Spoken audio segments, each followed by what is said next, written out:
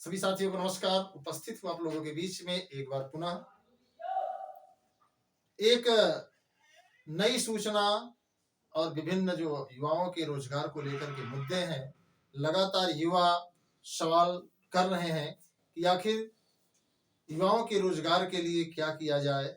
अभी आचार संहिता शुरू है और बड़ा दुर्भाग्य है कि उत्तर प्रदेश में वर्तमान समय में जो चुनावी माहौल चल रहा है, अगर देखा जाए तो हमारे मतदाता हताश और निराश हैं और पश्चिम में लगभग 55% मतदाता जो है शामिल हुए हैं। कहीं कहीं पर 60% भी मतदाता जो है अपनी ताकत लगाए हुए हैं।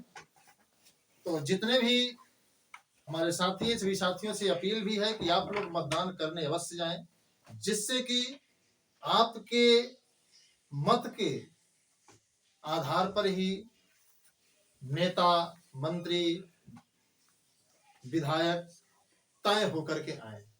तो जितने भी साथी हैं, सभी साथियों से बार बार ये अपील है कि आप मतदान करने जरूर जाएं, क्योंकि यह लोकतंत्र है और लोकतंत्र में आपकी सहभागिता उतनी ही जरूरी है जितना आपके जीवन में रोजगार जरूरी है।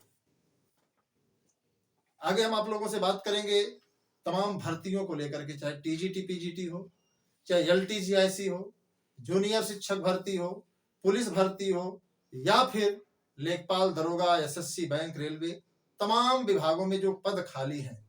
आप सभी को बताना चाहूंगा कि प्रयागराज के पत्थर गिरजा घर पर 4 महीने तक प्रदेश में 5 लाख खाली पदों को भरने की लड़ाई लगातार लड़ी जा रही थी। सरकार ने उसको गंभीरता से नहीं लिया और इस बात को लेकर गंभीरता से नहीं लिया जिससे कि युवाओं को रोजगार न मिल सके, क्योंकि भारतीय जनता पार्टी हमेशा युवाओं के रोजगार के अगेंस्ट ही काम करती है। संविदा प्रथा लागू करना, सिस्टम को बेचना, आपने देखा होगा एयर इंडिया, एलआईसी, बीएसएनएल, तमाम कंपनियों को जो है कारपोरेट घरानों के हाथों जो है गिरवी रख दिया गया है। ये हमारे देश के नौजवान के लिए, प्रदेश के नौजवान के लिए बहुत ही दुर्भाग्यपूर्ण है। तो ऐसे में सभी साथियों से मैं बताना चाहूंगा कि आप सब हर हाल में पूरी ताकत के साथ इस लोकतंत्र में अपनी ताकत दिखाइए, जिससे कि जिसको आप चाहते हैं वो शासन सत्ता में आ सके और आपको रोजगार के सवाल पर गंभीरता से विचार कर आगे की रणनीति बना सके। तो जितने भी साथी हैं, सभी साथियों से हम चाहेंगे कि आप वीडियो को अधिक से अधिक शेयर करिए, लाइक करिए, सब्सक्राइब करिए, जिससे कि आप तक इस तरीके के ऑथेंटिक सूचनाएं पहुंच सके। तमाम मित्रों का कहना है कि टीजीटी पीजीटी की भर्ती में जो 22,000 पदों को लेकर के हम लोगों का अभियान चलाया जा रहा है, आखिर कब इसको अंतिम मुकाम तक पहुंचाया जाएगा। तो मित्रों को बताना चाहूंगा कि अभी तक कोर्ट ऑनलाइन चलती थी, अब ऑफलाइन चलने के आसार मिल गए हैं। हालांकि अभी चल नहीं रहे, 2-4 दिन में चलना शुरू हो जाएंगे। तो मुझे यकीन है कि ऑफलाइन में हम अपनी बातों को जितनी मजबूती से रख पाते हैं, शायद ऑनलाइन में यह व्यवस्था नहीं है। यही कारण है कि तमाम केसेज ऐसे हैं जो तारीख पर तारीख बन करके ही रह गए।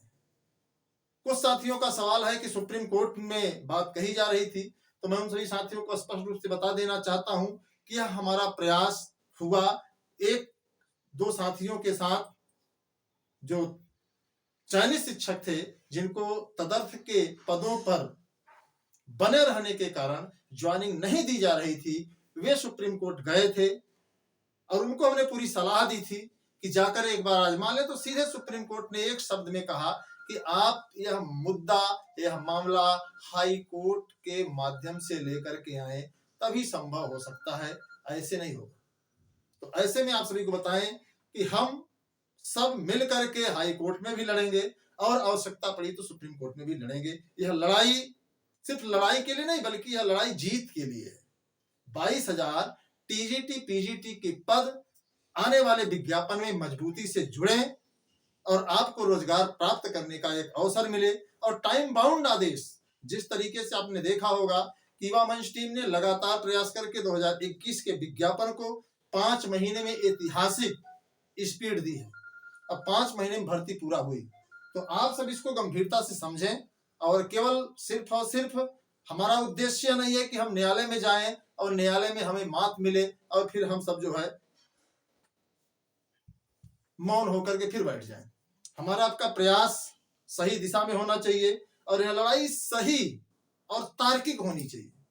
जिन तदर्थ शिक्षकों के पदों पर न तो वेतन दिया जा रहा है और न ही उन्हें परमानेंट किया जा रहा है, तो आखिर उन पदों को जिला विद्यालय निरीक्षक, प्रबंधक, जो बड़े बड़े शिक्षा माफिया हैं, जो बड़े बड़े जो है धनपशु हैं, उनके द्वारा जो दबा करके रखा गया है, यह बहुत ही दुर्भाग्यपूर्ण है। यह उत्तर प्रदेश के नौजवानों के लिए तो खासकर एक अभिशाप ही माना जाएगा। बात करते हैं LTJIC शिक्षक भर्ती की। इसमें 5 विषयों में योग्यता और अर्हता जिसको आप कहते हैं, उसको लेकर के लगातार विवाद चला रहा है। मामला न्यायालय में भी है, जैसे हिंदी को लेकर के कि इंटर में संस्कृत होनी चाहिए कि नहीं होनी चाहिए, कला में बीएड होना चाहिए कि नहीं होना चाहिए, संगीत में बीएड होना चाहिए कि नहीं होना चाहिए, अंग्रेजी में सामान्य अंग्रेजी और लिटरेचर, इन सभी मुद्दों को लेकर के विवाद चल रहा है। कंप्यूटर में आप विवाद जानते ही हैं। तो ऐसे में जितने भी साथी हैं, उन सभी साथियों से यही बताना चाहूंगा कि हम लोगों का प्रयास है कि विज्ञापन आए, वो LT का भी आए, आपके TGT PGT का भी आए। और तो TGT PGT का तो मैंने आपको बता दिया, लेकिन LT के मामले में जब तक शासन के द्वारा यह निस्तारित नहीं किया जाएगा कि जो योग्यता है उसको निश्चित नहीं किया जाएगा, तब तक विज्ञापन नहीं आएगा। और यह मुझे जहां तक लगता है कि चुनाव आचार संहिता समाप्त होने अर्थात नई सरकार का गठन होने के बाद ही संभव है। हालांकि तमाम लोग इस उम्मीद के साथ यह कयास लगाए हैं कि जल्द ही आ जाएगी। और आपको बता दें कि जितने भी आयोग बोर्ड हैं, यह जो कह रहे थे कि आचार संहिता का असर मेरे ऊपर नहीं पड़ता है, तो अब स्पष्ट आप लोग जान लीजिए कि आचार संहिता का असर बहुत पड़ता है। इसलिए पड़ता है कि सरकार की सहमति के बिना एक विज्ञापन नहीं दे सकते। हाँ, पुराने जो पेंडिंग मामले हैं उन पर निर्णय लिया जा सकता है, उनके रिजल्ट्स जारी किए जा सकते हैं, उनको जो है आगे की कार्रवाई करने की छूट है। अब जूनियर शिक्षक भर्ती में तमाम साथियों का कहना है कि क्या पद बढ़ेंगे या नहीं बढ़ेंगे। इन सभी सवालों को लेकर आपको बता दें कि 4500 समथिंग पद जो है विज्ञापन में आए हुए थे, लेकिन उनको काटकर 1500 कर दिया गया है। हम लोगों का प्रयास है कि इन पदों को भी दबाया न जाए, छिपाया न जाए। इन पदों को जोड़ करके जो भर्ती हुई है उस भर्ती में इसे जो है ऐड करके जस्ट आगे की कार्रवाई की जाए। डबल गोले मामले पर आपको बता दें कि हाई कोर्ट ने एक बहुत बड़ा सवाल किया। 7 तारीख को सुनवाई थी, तो उसने कहा कि आप जो OMR सीट बनवाए हैं, तो ऐसे में क्या है कि जो OMR सीट है, उस OMR सीट का जो प्रारूप था वह गलत था। इस कारण से जो है OMR सीट में तमाम लगभग 80,000 से अधिक युवाओं ने गलत गोला अर्थात हिंदी के साथ सोशल स्टडीज, संस्कृत के साथ सोशल स्टडीज और अंग्रेजी के साथ सोशल स्टडीज का कॉलम काला कर दिया है, अर्थात उसे छायांकित कर दिया है। यह मामला कोर्ट में चल रहा है। 50% भी जूनियर शिक्षक भर्ती मामला चल रहा है। जिन साथियों का स्नातक में 50% से कम नंबर था, उनको रोक दिया गया था। युवा मंच टीम ने गंभीरता से लड़ाई लड़ी और सभी साथियों को फार्म भरने का मौका मिला। तमाम साथी जो दूर दराज के थे फार्म नहीं भर पाए, जिसको लेकर आंदोलन भी किया गया, लेकिन न्यायालय के आदेश के कारण उस पर बहुत हम लोग मजबूती से नहीं लड़ पाए। फिर भी लगभग 3000 साथियों ने फार्म भरा। ये लड़ाई लगातार जारी है और जैसे ही आचार संहिता समाप्त होती है, नई सरकार का गठन होता है, हम लोग फिर पटल पर आएंगे, जमीन पर उतरेंगे और एक लंबी कवायद के साथ एक लंबी लड़ाई, आर पार की लड़ाई लड़ने की पूरी तैयारी है। सारी योजनाएं बन गई हैं, सिर्फ और सिर्फ हमें उस वक्त का इंतजार है जिस वक्त के लिए आप भी बेसब्री से हाथ पर हाथ धरे बैठे हैं। तो सभी साथियों से बताना चाहूंगा कि आप लोग हताश न हो, अपना अध्ययन जोरदारी से शुरू करें। जैसे ही सरकार का गठन होगा, कई विज्ञापन आप लोगों के सामने आएंगे। रही प्राथमिक शिक्षक भर्ती की बात, तो प्राथमिक शिक्षक भर्ती में थोड़ा सा पेच है और उसके लिए तो हम कहना चाहें खुल करके इस यूट्यूब के माध्यम से कि सरकार जब शिक्षा मित्रों को 3 साल में परमानेंट करने की योजना बनाई है, तो ऐसे में छात्र और शिक्षक का अनुपात जो है देखकर ही भर्तियों को पूरा किया जाता है। तो अगर छात्र ही प्राइमरी विद्यालय में नहीं रहेंगे, अर्थात छात्र शिक्षक का अनुपात ही नहीं रहेगा, तो नई भर्ती आने का दूर दूर तक प्राथमिक विद्यालयों में कयास छोड़ दिया जाना चाहिए।